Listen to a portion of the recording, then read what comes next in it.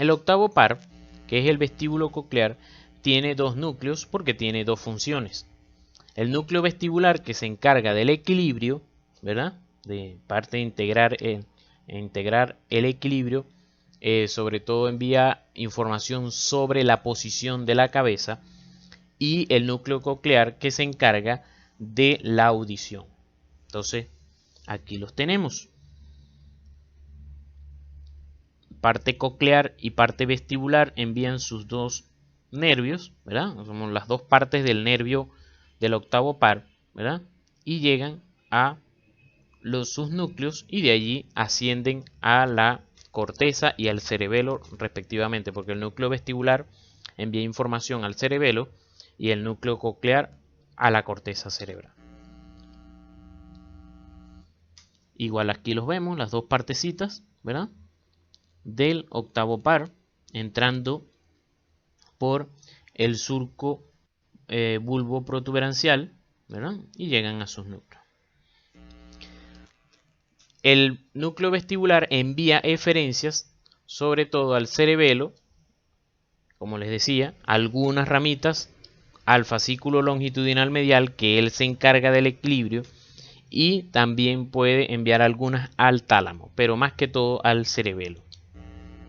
El núcleo coclear va a enviar eferencias al núcleo olivar, que vamos a ver ahorita. Entonces fíjense, aquí está, ¿se acuerdan de este corte? ¿Se acuerdan que nosotros vamos a ir bajando? Entonces, ¿se acuerdan que en bulbo habían 4 cortes? Y el más superior era este, que se llamaba nivel inmediatamente inferior a la protuberancia. Y entonces, fíjense cómo aquí están los núcleos coclear, ¿verdad? Olivar, y los vestibulares que están aquí, que es este mismo cortecito, que aquí está la vía vestibular. Entonces, ¿cuáles son las neuronas? Entonces, fijémonos cómo comienza todo para ir en orden. Esta es la parte vestibular, ¿verdad? Lo que se llama el laberinto. Cuando han escuchado laberintitis y entonces el paciente presenta mareos, vértigo, porque está afectado estos canales semicirculares. Estos canales semicirculares tienen una agüita, ¿verdad? Tienen una agüita que cuando ella se mueve, depende hacia dónde se mueva, activa estos cilios que tiene la primera neurona de esta vía. El movimiento activa los cilios y entonces traduce ese movimiento y envía la información al cerebro de que nos estamos moviendo. Entonces, dependiendo si nos movemos hacia la derecha o hacia la izquierda, ¿verdad? Estos pelitos se mueven al compás de la agüita y entonces envía la información. Si se mueven para acá, bueno, envían información. Se movieron hacia la izquierda. Si se movieron para acá, se movió la cabeza hacia la derecha. Entonces, eso hace que nosotros podamos saber o sea, estar consciente de los movimientos de nuestra cabeza a pesar de tener, por ejemplo, los ojos cerrados. Esto actúa, siempre hago el ejemplo, que esto actúa como el nivel que usan los ingenieros para ver, por ejemplo, o los albañiles, si lo han visto, que es para saber si la pared está derecha. Por ejemplo, si se está haciendo una pared, que es un tubito con una agüita que tiene una burbuja. Entonces, dependiendo si la burbuja está en el medio, quiere decir que está derecho. Entonces, más o menos así actúa esta agüita y entonces, como ya les expliqué, envía esa información, pasa por la primera neurona que está en el ganglio vestibular. Después sale entonces, esto sería conducto auditivo interno, entra por el surco bulbo protuberancial y cae en los núcleos vestibulares. Entonces aquí está la vía. Ganglio vestibular sería la primera neurona, segunda neurona, núcleo vestibular, o como le llaman aquí, pedúnculo vestibular, y de aquí envía al cerebelo. ¿Mm? O sea, el destino es aquí en el cerebelo. Algunas neuronas van al fascículo longitudinal medial y algunas neuronas también llegan al tálamo para que de allí llegue a la corteza cerebral y se convierta en algo consciente. Pero normalmente el cerebelo trabaja con toda esta información de una manera inconsciente. Sube por aquel pedúnculo cerebeloso inferior. Por otro lado, ¿verdad? En cuanto al oído como tal, a lo que a la información auditiva, sucede aquí. Aquí, en, en el, en el caracol, ¿verdad? En la parte coclear, existen también, como decir, unas células igual con esos cilios. Cuando la vibración, ahorita vamos a ver un videito de eso, cuando la vibración llega al tímpano, pasa a través de la cadena de huesecillos y los huesecillos hacen vibrar el agua que hay en estos canales. Y al vibrar el agua, también mueven otras células que también tienen unos cilios y entonces ellas traducen esa información que era física, porque el sonido también se mide su velocidad o los megahertz o los hertz de vibración, ¿verdad? Traducen esa información, el sonido, a un impulso nervioso. Entonces, ese impulso nervioso sale por aquí, llega a la primera neurona que está aquí dentro, que es el ganglio coclear, y de allí salen por la misma vía con el octavo par y el séptimo, bueno, dentro del octavo par, pues, y llegan a los núcleos cocleares. Entonces aquí está. Llega a los núcleos cocleares, aquí está ganglio coclear, luego núcleos cocleares, luego pasa a los núcleos olivares, que eran las olivas que se ven en la parte anterior de la protuberancia, y después de aquí sube por el lemnisco lateral. ¿Se acuerdan que vimos el lemnisco lateral?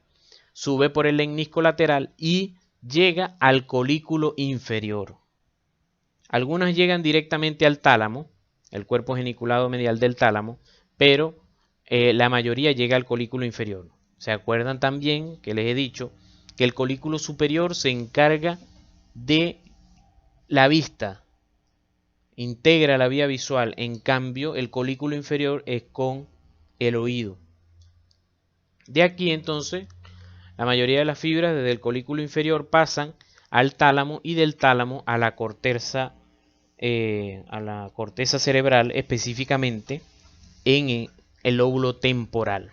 El origen aparente es el surco protuberancial. Recuerden que el surco protuberancial inferior, recuerden que por este surco pasan 6, 7 y 8. 6, 7 y 8. Por detrás de las olivas sale los siguientes: 9, 10 y 11. Y por delante de la oliva, 12. Salida del cráneo, conducto auditivo interno en conjunto con el facial. Entonces aquí tenemos dos videitos. Uno que habla sobre lo que ocurre con el oído.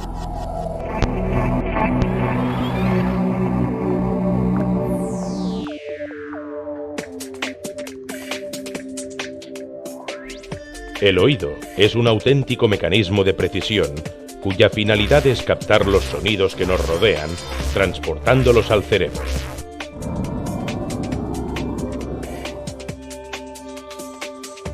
Cuando se produce un sonido, el aire vibra creando una onda sonora. El pabellón auditivo capta la onda sonora y la dirige hacia el canal auditivo. Al final del conducto auditivo se encuentra el tímpano, que empieza a vibrar.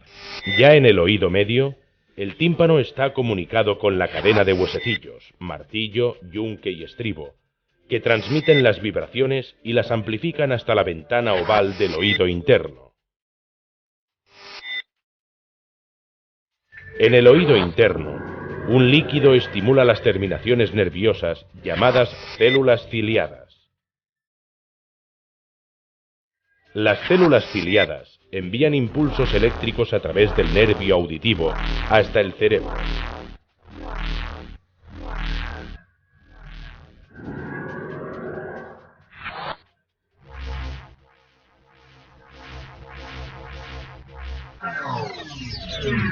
El cerebro decodifica estos impulsos, produciéndose entonces el fenómeno de la audición.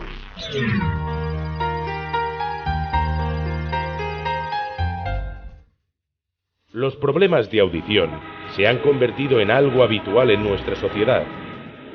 El ruido producido en la calle, en los centros laborales e incluso en las propias viviendas sobrepasa a menudo los 100 decibelios, lo que daña el oído interno.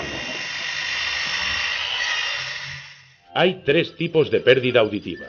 Neurosensorial, también conocida como perceptiva, se produce en el oído interno debido al deterioro de las células ciliadas que conducen los impulsos sonoros hasta el cerebro.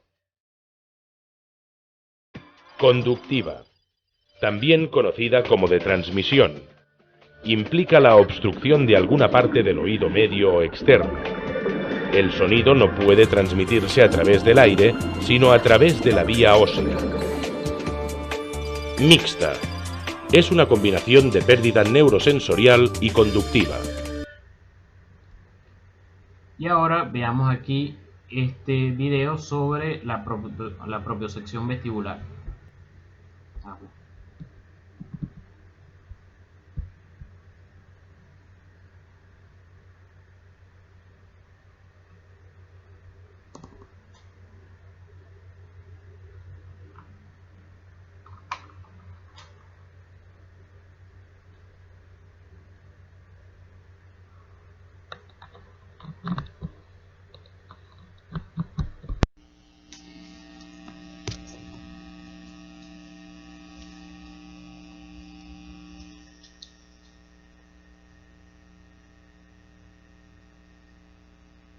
Ahí está la cadena de huesecillos, el yunque, el martillo, yunque y estribo, ¿verdad?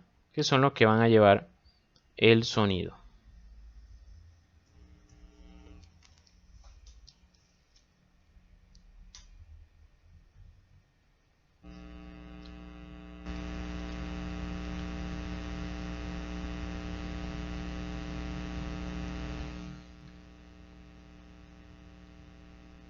Y aquí están los canales semicirculares.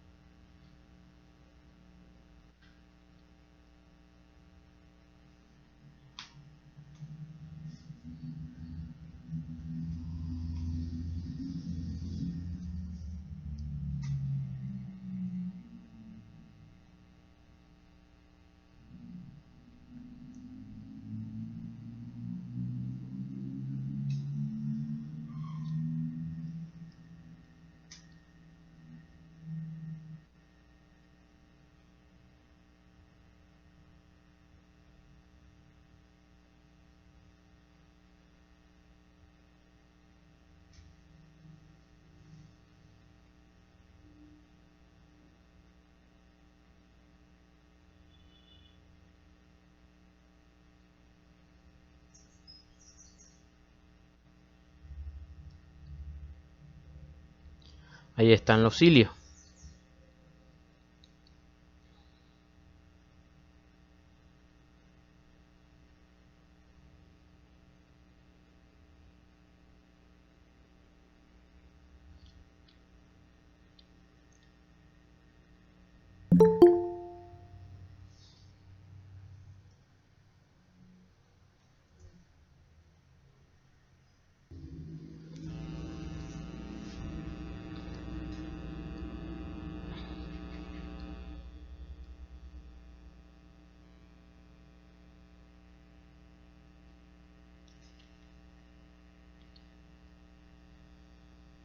El mismo ganglio vestibular.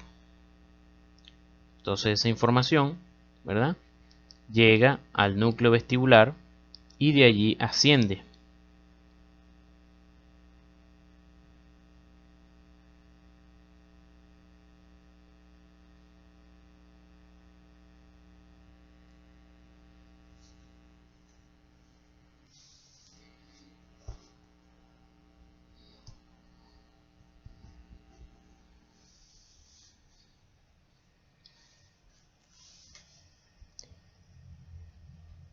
Entonces habíamos visto en otra clase, ¿verdad?, lo que era el lemnisco lateral. Entonces fíjense cómo es la vía que entonces une el núcleo coclear y las olivas, suben hacia el colículo inferior.